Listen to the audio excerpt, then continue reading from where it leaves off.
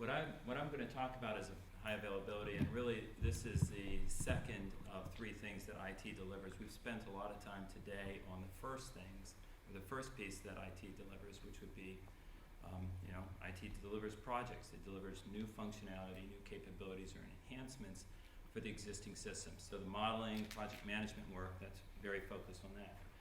But most organizations actually spend 60 to 70% of their funds and their resources on maintaining and delivering production with their current systems. So we'll talk about that. The third item, if you're curious, is basically delivering what I call routine services. So this would be everything from the phone that you can pick up and it works, to moving offices or moving PCs for your rest of your organization. So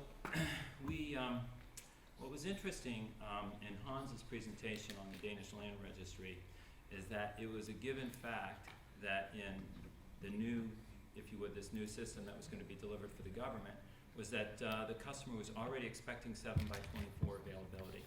And I would suggest that, well, certainly we know the Land Registry offices weren't open 7x24, right, previously, but that was basically the new norm. That was the requirement, which was the 7x24 capability.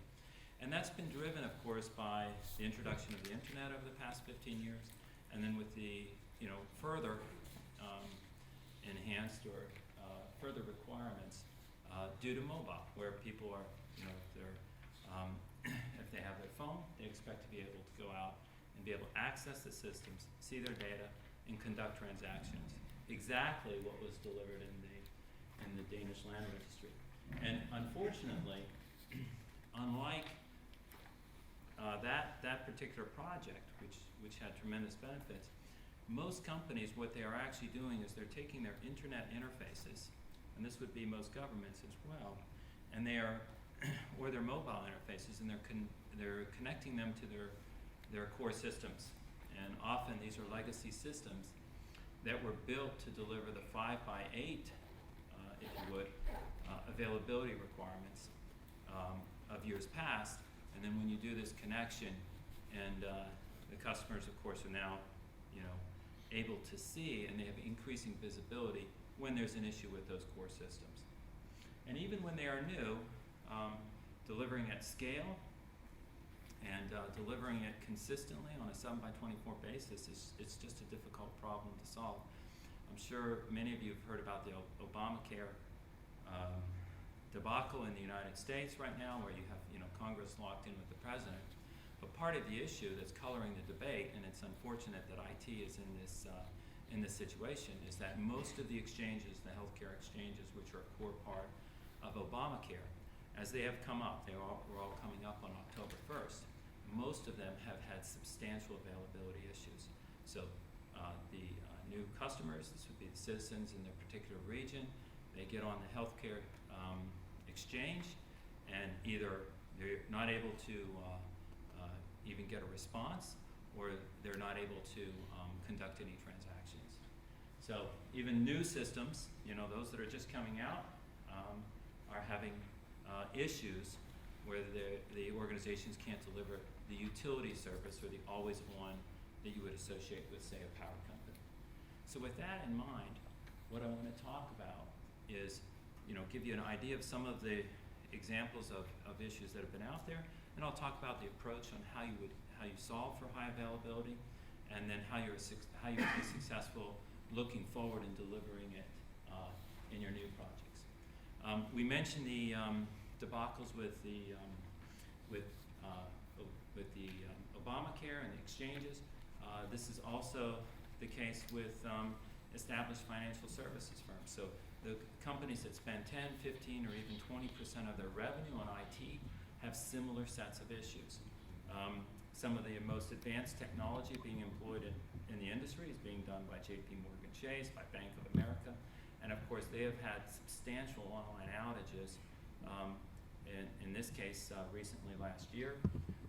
And then RBS, similar situation, and it actually, the outage, which lasted really several days and then kind of ground out over the next 2 weeks, Their estimate is that it costs the company, RBS, 125 million pounds in terms of customer issues and then the repairs that had to be made. And it's not just firms with legacy systems. If you look at Microsoft's recent outage, Amazon's recent outages, both this past summer in August, it gives you, you get a sense for the fact that it's not just new technology, but it's how you, or it's not just old technology, but it's how you deliver the technology. So there's no protection in new, there's no protection in big. And then because of where IT is and the ongoing pressures both in government as well as in commercial organizations, it ends up being fertile ground for these issues to proliferate. In part, it's due to the fact of the organization is often overly focused on the projects at hand. So the focus of the business and the focus of the funding is to go and build new functionality and new enhancements. That's a natural human tendency. That's a natural priority for an organization. And then, unfortunately, then there's no potential follow-up to ensure that you have the appropriate funding for the necessary cycle of releases and upgrades that maintain the production capability at the level that's required, either to maintain pace with the growth of your customers or to maintain currency with the new releases of the underlying operating systems and facilities that underpin your systems. Further, what I would suggest is many organizations do far more customization than what is required. So if the technology is in-house, or even if the technology is being done by a consulting firm, the tendency is to start new, or to take what the last particular effort was that was similar, and then advance that, but in essence also customize that further. This customization leads to complexity, and all of these factors that add complexity to the system, particularly unnecessarily, are then what makes it very difficult to maintain availability. You have, then of course, when you have complex systems, you're going to need a greater level of resources. And we all know what the IT labor market is in terms of the tightnesses of the market. And then, unfortunately, you have many craft approaches being applied to the engineering as opposed to what I would call, a disciplined factory or scientific approach to the work. So, end result is you have far more organizations. We just mentioned a number that you would say, geez, these guys, they should be able to deliver systems with outstanding reliability and availability on a consistent basis, and yet they have had relatively public and compromising failures. So how do you go about to start to deliver high availability? What I would first suggest is that availability issues at their root are quality issues. And to a large degree, you can take much of the science that was developed in the manufacturing world in the 70s and 80s, the work by Deming and Drucker and others, and you can apply that to the services world and in particular to information technology as well. So to a large degree then, to address quality issues, you have to really go after all aspects of the system. You have to go after you have to update and improve and address the gaps in your process and tools. You have to do it for all of the application systems and the infrastructure. You have to make sure you have adequate and properly skilled resources, and you have to have the right metrics and goals in place.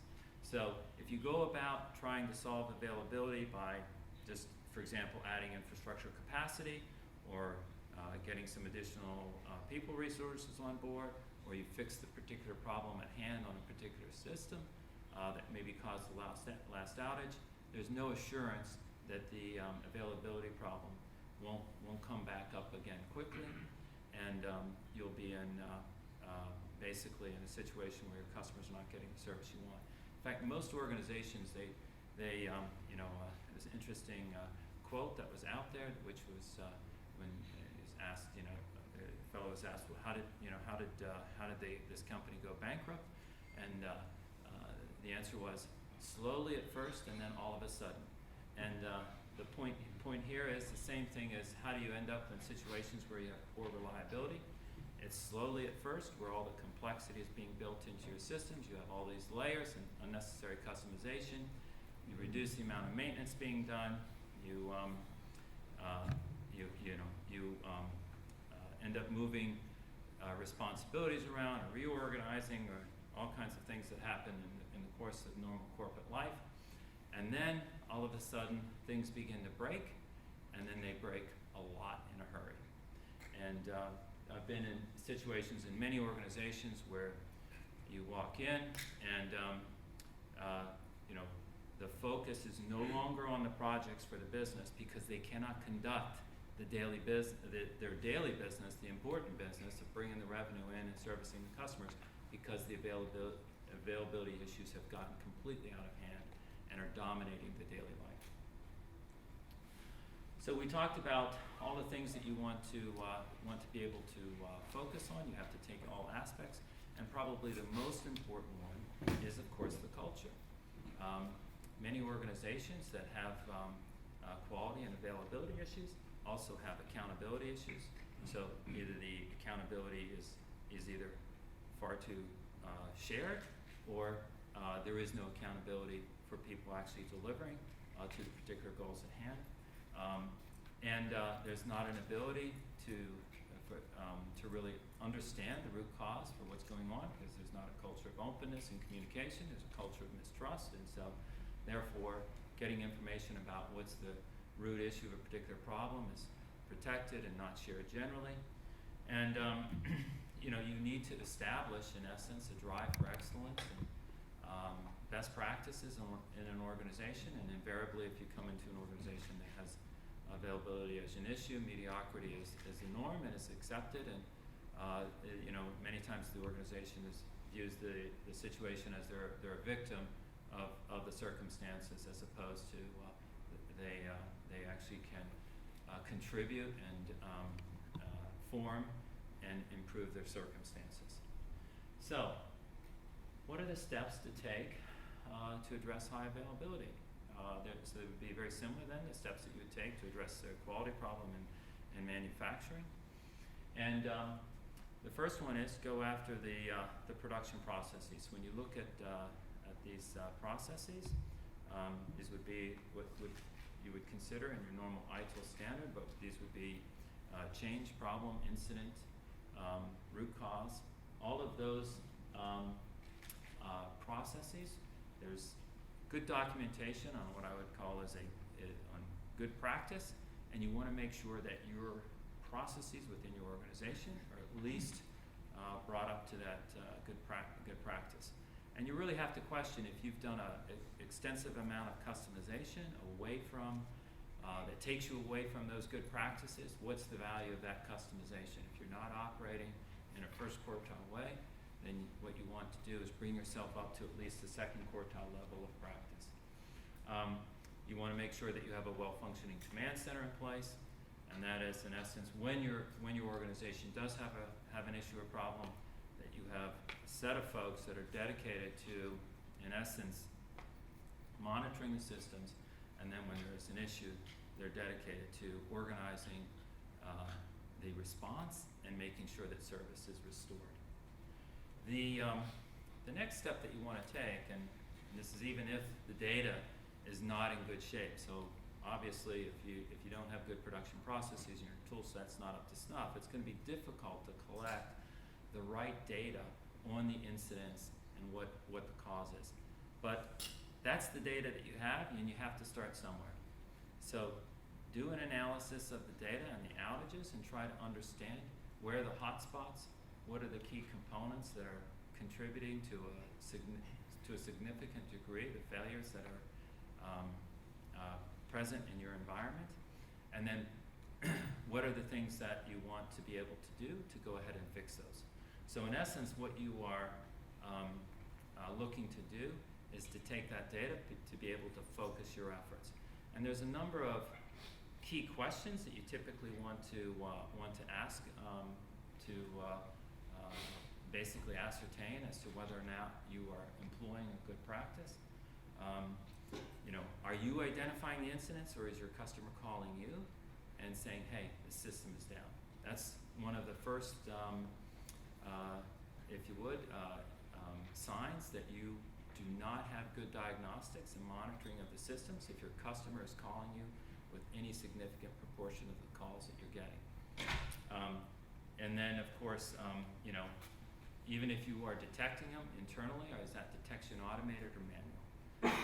The whole focus is, obviously, you want to eliminate the incident in the first place, but then when you do have an incident, you want to make sure that you're responding as quickly as possible. If you have manual detection in place, then you're going to lose valuable time in the detection that you can actually use in the restoration. Some of the additional things that you want to make sure that you put in place. So again, we mentioned that you want to work on all aspects pretty much at once. Making sure that you're actually designing with high expectations. So either the fixes or the new work that goes in needs to go in with high expectations. And this is often really a critical or fundamental gap in organizations that have low availability, is that the demands and the understanding of what the requirements are for delivery of service to the customer are not placed on the system that's being engineered and designed. The focus potentially could be on the functional requirements. We want to make sure that we meet the functional requirements, that it's able to do the logic that's being requested.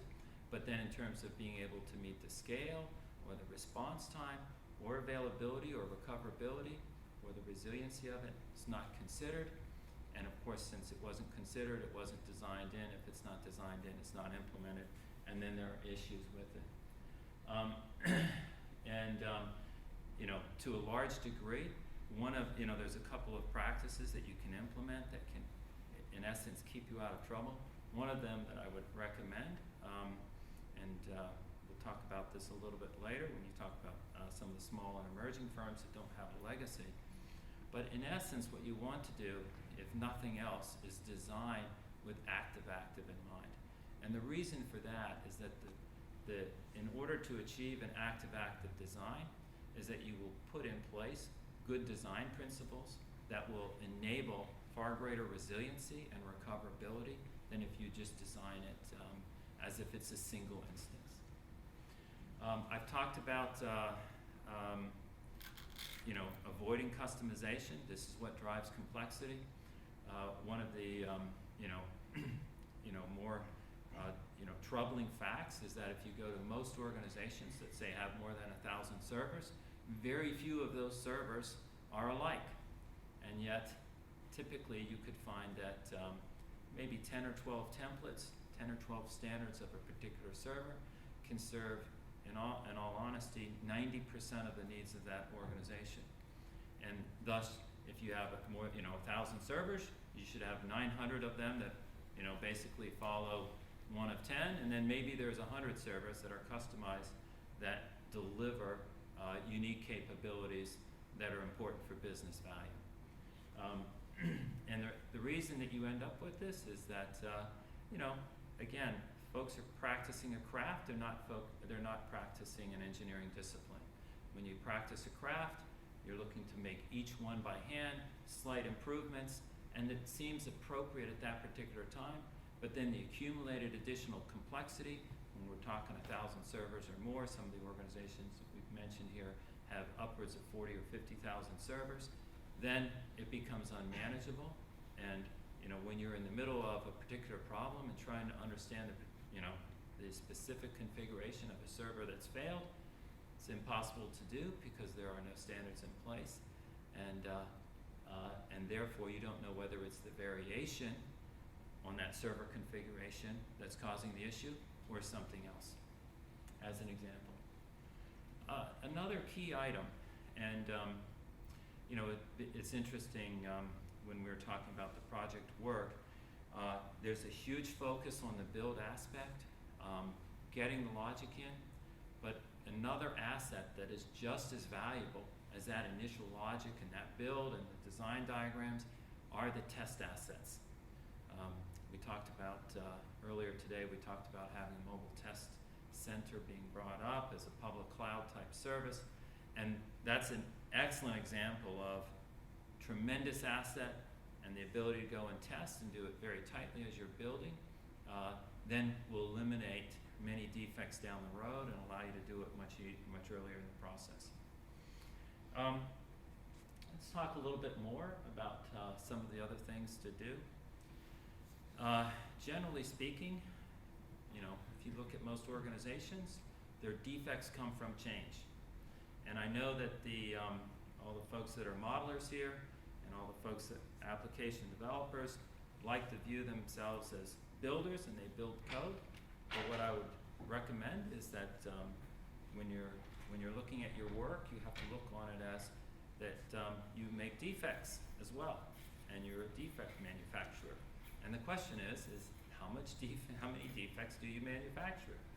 And there have been some estimates that when you make a change, particularly a change to correct something, is that you're injecting 70% of the time another defect into the system. So that gives you an idea how difficult it is given the complexity of most of the systems out there. Which then leads you back to, then you need to be far more careful about the changes than what are often cavalierly undertaken in many organizations. You want to implement robust change reviews. You want to ensure fundamental good practices like having 2 sets of eyes during deployment.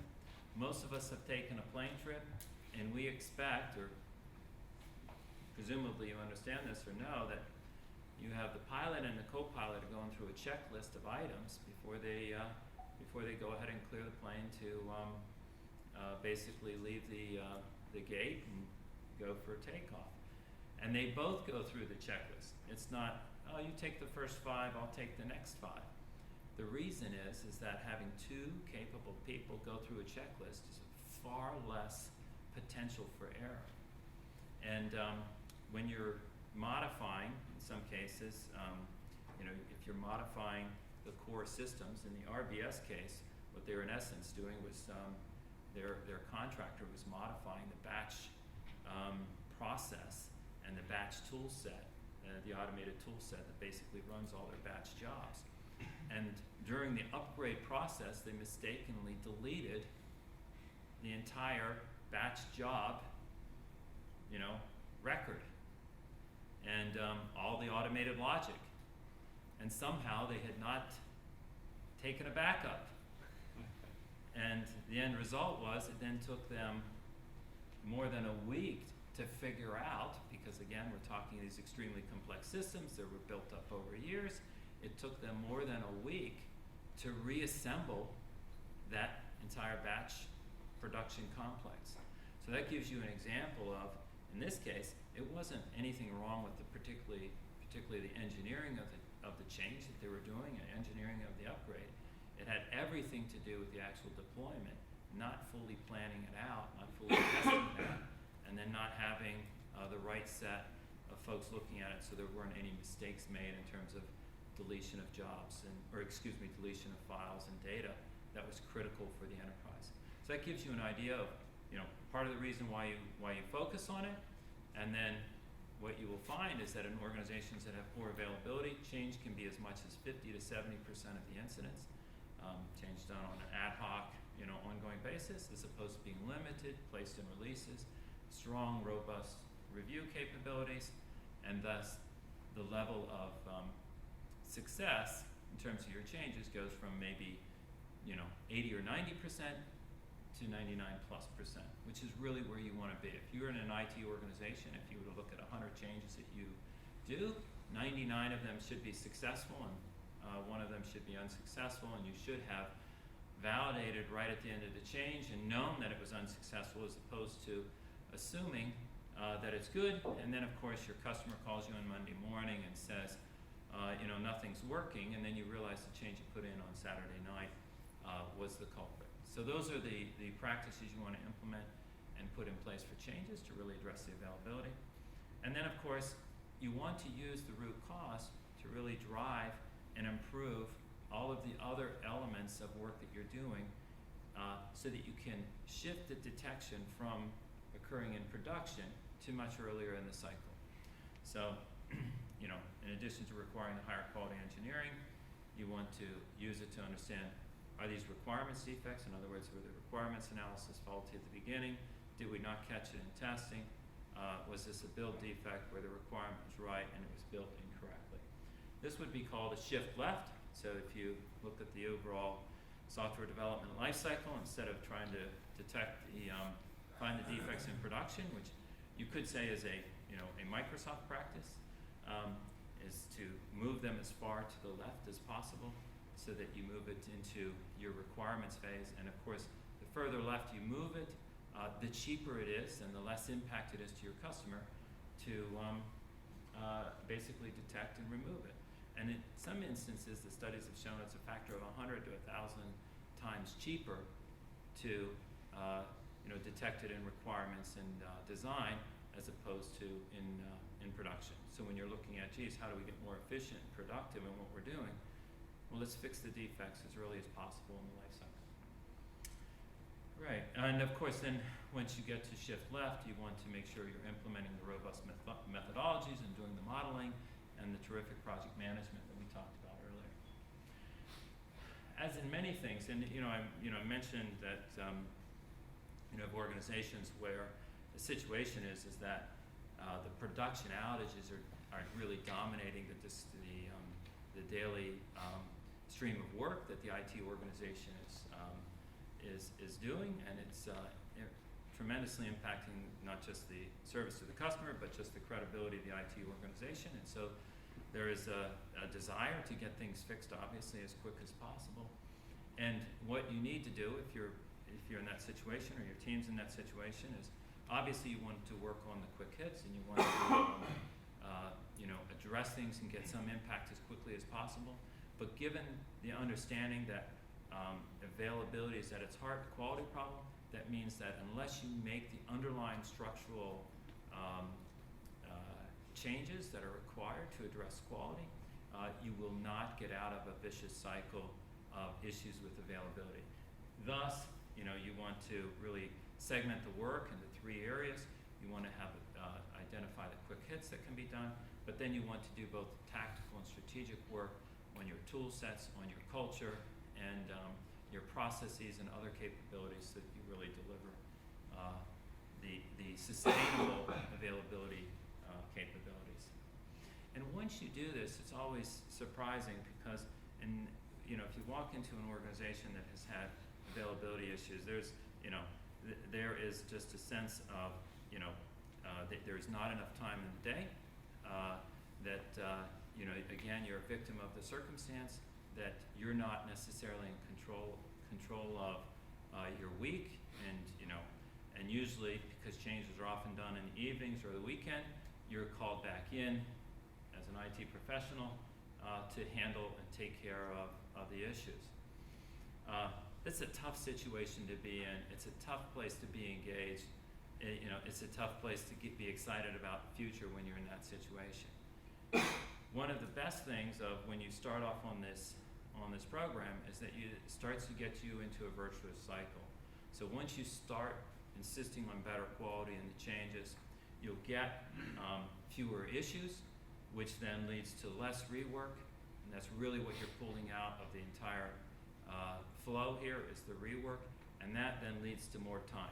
You have more time, you can spend more time planning, doing upfront design, doing change reviews, really understanding the root cause. You can do more fixes, and then again, that then sends you around for another cycle with really then dramatic results in terms of the reduction of rework in an organization. We've talked quite a bit about project management today and using best practices in project management. And if you look at taking those types of discipline processes and really a maturity perspective, you have a far greater reduction in defects as you move up from a level 1, say a CMMI level 1 organization to level 3 or 4. what you see is a 50% time reduction in the project being done, but a 90% reduction in the actual number of defects. And that's in essence what I'm trying to speak to on this slide, is that if you start with a relatively low maturity, what you really need first is a focus on quality engineering and process discipline so that you can execute in a repeatable manner, moving from that craft mode, starting that journey to get to an engineering discipline. And then what you really want to do is really have a closed loop feedback process, drive to adopt first quartile practices, and then what will end up happening is you'll be able to eliminate the rework, you'll be able to pull out costs, and those resources and those monies can then be directed to either new functionality or other investments that the corporation is looking to make. And what I would just suggest is that it's not something that occurs in one fell swoop. You have to make the adjustments, and then you have to, using those feedback loops, then you have to reinvest back again into the tools and your processes and really upgrade and modify so that you can move up to first quartile capability. I talked about some of the other things that you can do as you move through that cycle. But what I want to bring out is that when this is applied, we're not talking about getting a 5 or 10 or 20% reduction in issues. What we're talking about is getting an 80, 90, or 95% reduction in issues, which is critically important to organizations. So if you look at, any major financial services organization, if you take a Barclays or a JP Morgan Chase, they're a global company. And what I can assure you is, every hour of the day, something is broken somewhere, okay? And the question is whether you are having dozens of issues a day or one or two. And that's the difference that you're driving to deliver. Just to go over the most recent results at Allstate, which is the second largest insurance company in the United States. So we have 40,000 agents, we have 40 or 50,000 employees, we have tens of millions of customers, and lots of mobile apps, lots of internet apps, lots of touch points. We have more than our share of legacy systems. And in 2011, we had significant availability issues, and again, this is that story of it had built up over many years, and then in 2011, all of a sudden, it was the dominant theme in terms of the customer perception, both of the agents and the end customers of Allstate. And that's not where you want to be. You're not going to be talking about this new feature that you're delivering, this new capability that you're delivering, because you're being questioned on to whether you can even keep the systems up and deliver the services at a reasonable level. We applied the approach starting in late 2011, and the results were 85% reduction in the issues within 2 years. It's a large organization, so that's how long it takes. If you have a smaller organization, you can do it in about 12 months. And then that's the number of incidents, which is really a technical measure.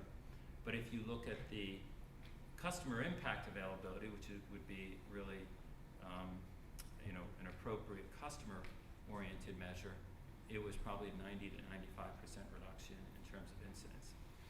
So that gives you a perspective of what the results are and what you can do and the overall approach. And with that, what I'd like to do is to go ahead and go to questions.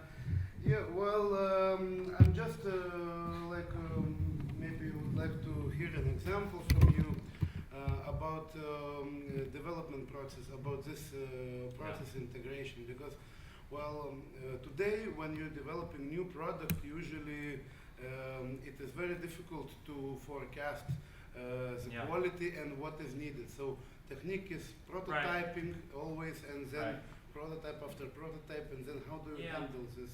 Actually, there's a couple of things that you can do. It's a good point. So I'll give you a few examples, and I'll give you an example from both Avaya, and I'll give you some examples from the development teams that I have led. So, and this would be maybe near to your knowledge base. So Avaya, of course, makes some very specialized products for call centers. And these are complex products because they are real time, right? So in essence, when you're handling telecommunications calls, the operating system must operate in a real-time mode or near real-time mode. And the end result is it's much more complex than doing, other typical logic, which is interacting with a human. So Avaya had, really launched and delivered a new version of products in 2011. And these products, when they came out, it was probably a half dozen in terms of an overall suite of products, different technology stacks, but an overall suite. And they had completely lost their way on the quality. The end result was that the number of production defects that they found went up dramatically. And of course, when you're a major customer and you've got 1,000 agents in a call center that are sitting idle because the technology is down, then this is a real business expense and substantial impact. What Avaya did was they took a quality approach to it. They're much closer to the manufacturing end, of course, because they're producing both hardware and software. So they really took some of the hardware manufacturing approaches, but they applied it to software. And the technique that they applied on the testing was, what they did was they basically came up with a set of evaluations at the time of, I want to say, final build, okay? And what they did was they evaluated it both on the project management maturity, which I found very interesting, and they evaluated it on the completeness of the build requirements. And they had some very specific and relatively easy to assess criteria for the build requirements. And in addition to that, they then also went through, and in testing they were able to draw out what I would call is the number of defects that are discovered over time during the test cycle. And so in the first week, if you're discovering, if you discovered 100 defects, the second week you would expect it to follow almost a normal curve. This is what normally happens. It follows a normal curve down, and then you can draw that curve out based on where it started in the first couple of weeks of testing. What they found is that when they compared a poor quality project with a good quality project, is that the testing defects typically started off at 2 or 3 times and really didn't come down in the first month. And then they had a very, very long tail, which then, of course, if it went into production, meant that you were now, if you would, the area under that curve is the number of defects that are yet to be discovered that your customer is going to find. Yes. So those were the 2 techniques that Avaya used that I would highly recommend taking and applying. Doing a criteria that lays out what's the level of discipline on the project, and then actually mapping out the defect discovery rates so that you can then predict how many defects are in production. And on the project level, how it was implemented, how frequently you had this heartbeat for the measurements to measure the builds? Yeah, well, the interesting thing that then occurred was they set, so senior management, upon seeing this, and of course this cost Avaya tremendously, because if you're a customer and your call center's down, you're saying, look, I'm not going to pay for maintenance, I'm not going to buy the new upgrade, you're going to got to fix the old product, and then of course all the engineering resources are now dedicated on the old stuff as opposed to new stuff, so it was a giant mess for them. So what they did, the engineering management, senior management of the company did, was they then went and set actual quality goals that you're going to achieve basically they took that project score. You need to achieve, if you were scored at, say, a 2 out of 5 on your last project, you have to achieve a 3.5 or a 4 on your next project. And if the number of defects that were found in the first 2 weeks was this on your last project, you have to achieve a 15 50% or 75% reduction in it. And those goals were then set for each product line.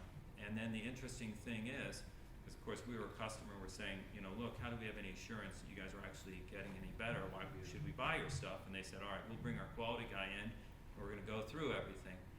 And what they were able to demonstrate is that they have a leading indicator. In other words, a project that has those disciplines produces far higher quality releases. And so then as a customer, it's like, okay, we'll try this out. Lo and behold, it actually then held true, and they were able to really make a science out of it in terms it of was like a motivation for the people who were implementing it actually. Right. And then of course they had to review it with their own management and who was setting the goals, and so the end result was the work and the disciplines were pressed much further left into the process. But I do think you're bringing out, you know, the key to delivering the quality, and you know, at its root is that if you do it early in the process, when it's most, you know, it really is hardest to judge it at that point in time, then you avoid all the issues downstream. That's a good question. Great. Any other questions or thoughts on? Yeah. One more. So as far as I understand, so there was some technology debt in the company, right? I'm sorry. Say that again. Some technology debt in the company, right? So, Yeah. so Right. Yes. So this is a very important topic in the software industry, but Yes. not the infrastructure. So are there more further advice from your side how you dealt with that technology debt? So one of that was a project Yeah. management. Yeah. So one of it is having the measures to make sure the disciplines are in place on on the projects that are building the new functionality. I think there's a couple of other places I would go to, or things I would do. One is I would definitely recommend that you make sure projects finish.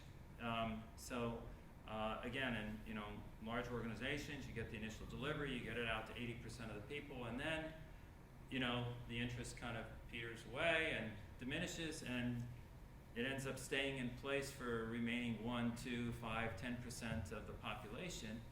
And the issue is that all that infrastructure is still there, that cost, and the worst part is that complexity is still there. So it may sound simple, but finish the project, and it's not done till the system's decommissioned and it's off the floor. That's one. The other thing I would recommend is just reducing and leveraging the standardization up front. And the term, I think Fidelity, which is heavily into private cloud and probably the leader in private cloud right now, is that they said they went after ruthless standardization of the servers and capabilities. So I would recommend that. And then the last one, and actually talking with a local company, and I've seen this used with good effect, is that you really have to set aside a certain amount of capacity to do the appropriate maintenance and fixes and improvements that are necessary for any system, because you really need to view them as organic. And it's just like scheduling an oil change for your car. If you don't do it, at some point you're going to have a really expensive repair, and you could view that as maintenance debt on your car, right? So, their guideline was they're setting aside 20% of their releases, which I think is a very good practice. So those are some of the things I would add. Great.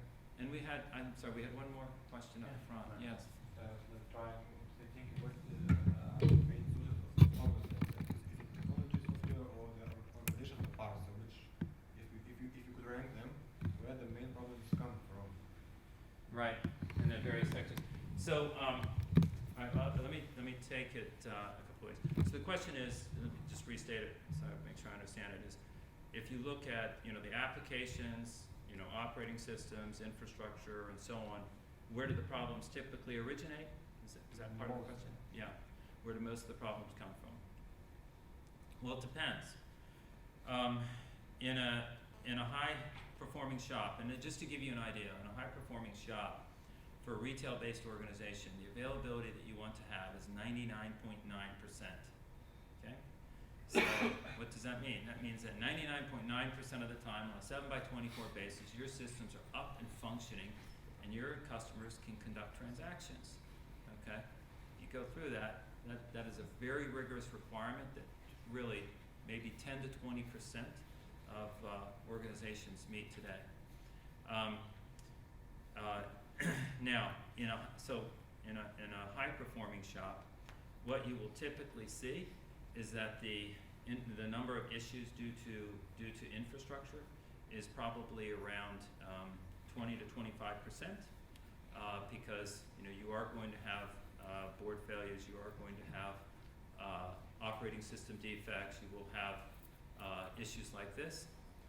Network failures probably account for another 20%, particularly if you have a large number of branch offices or stores or so on. Someone's always digging with the backhoe and taking out the fiber. And then application failures are probably another 20 to 30%, and then actual change, implementation, operational or manual errors is another 20%. In a poor performing shop, what you'll typically see is change issues will cause 50 to 70% of the issues. And infrastructure probably is dramatically out of proportion as well, even though it might only be 20 or 30%, it's typically 2 or 3 times as high as it should be, because the complexity hasn't been addressed, and the end result is that the infrastructure stuff has grown into a giant that almost no one can properly manage.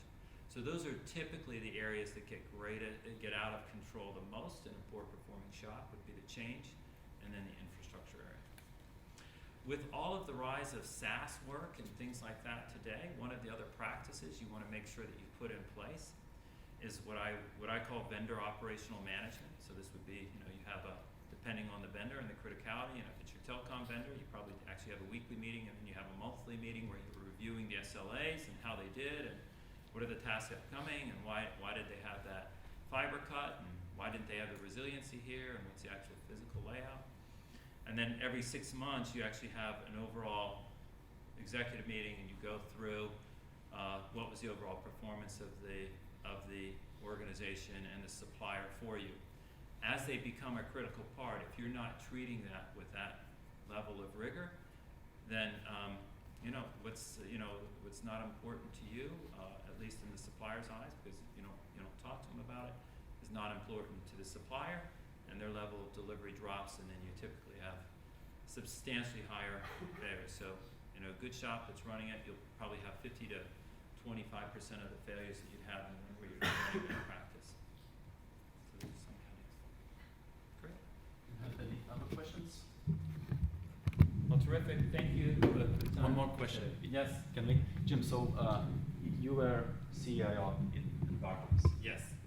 2010, you established Barclays Technology Center in Vilnius.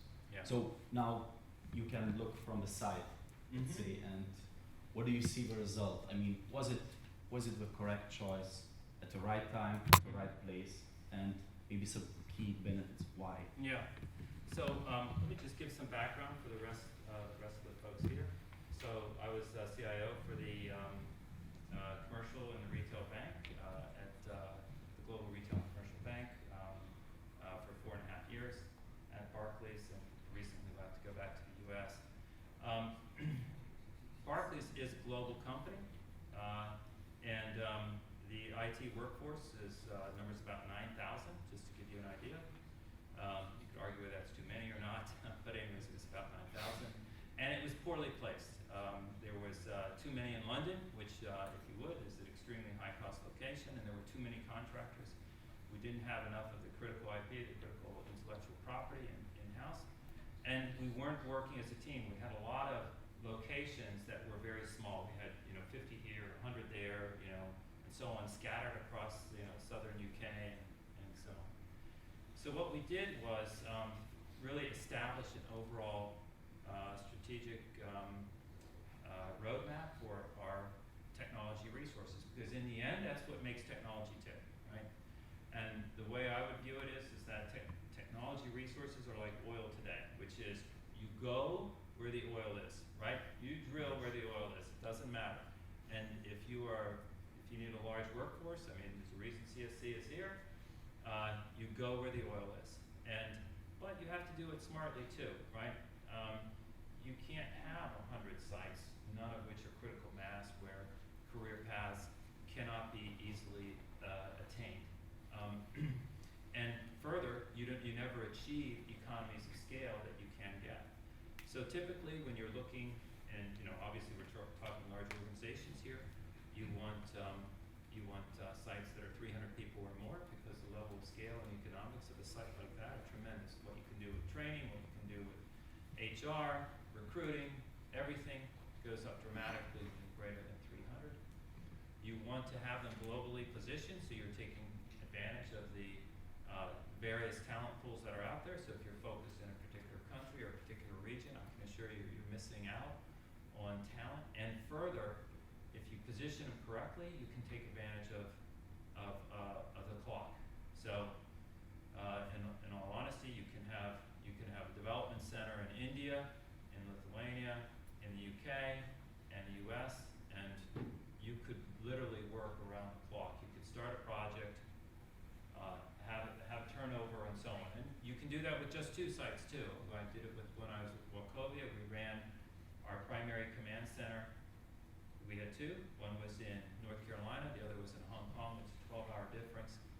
The team worked 12-hour shifts. There was a turnover at the end of the 12-hour shift. And we achieved both business continuity, DR considerations, and round-the-clock work with everyone working prime shift, which was a tremendous advantage.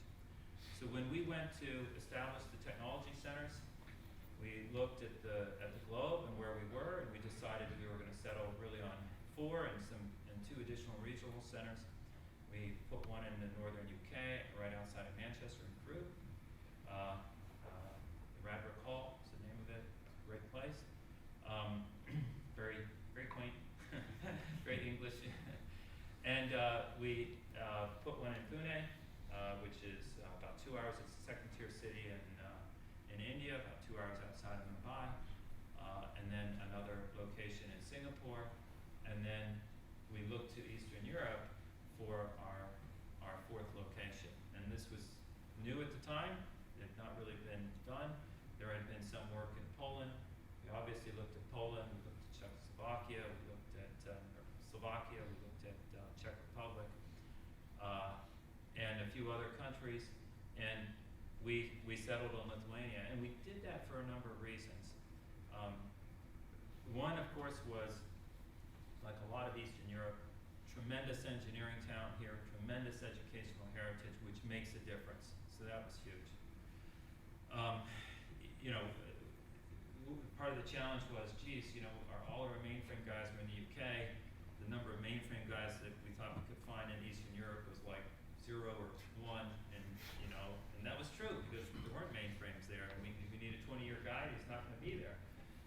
But the point was that, look, we can train him, right? We can put together a curriculum and end up with senior engineers in this space because of the educational heritage and the engineering, the level of the engineering population. Some of the other factors, though, the level of multilingual capability in Lithuania is actually the highest in Europe. So if you look at all the EU countries, actually all the countries in Europe, the level of multilingual is the highest here, substantially, and of course much higher than the UK, and like way higher than the US.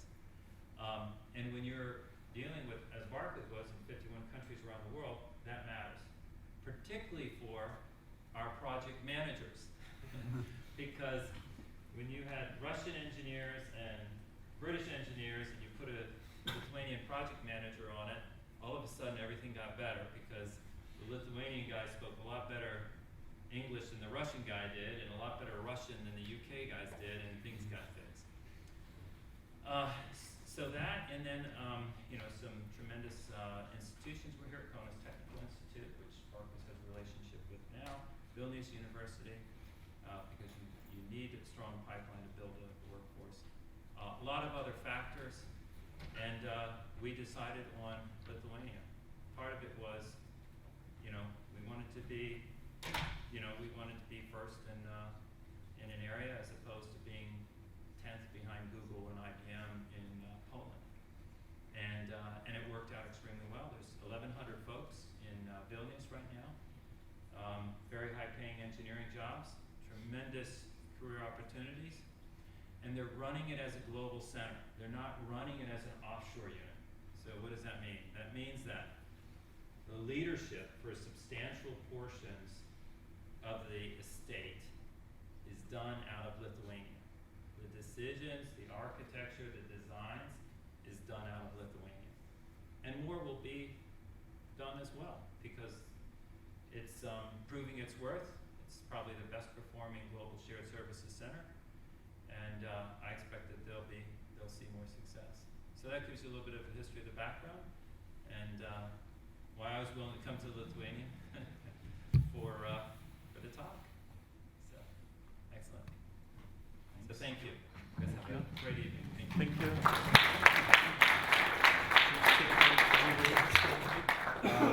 Actually, so you shared a lot of valuable information, and which could be useful for others, IT managers, CIOs, CTOs. I'm wondering if it's possible to find somewhere your experience online. Oh yes, thank you. Okay. Now I do have a blog. It was on the front page of the presentation. It's recipeforit.com. So if you want to follow up on some of the availability stuff or anything else, actually there's some material out there on project management. Not a lot on modeling, so you guys definitely way ahead there. But if you're interested, please go out, write me a note, and I'll see if I can't provide you the support you need. Okay. Terrific. Thank you. Thanks. Here's the certificate. Oh, thanks.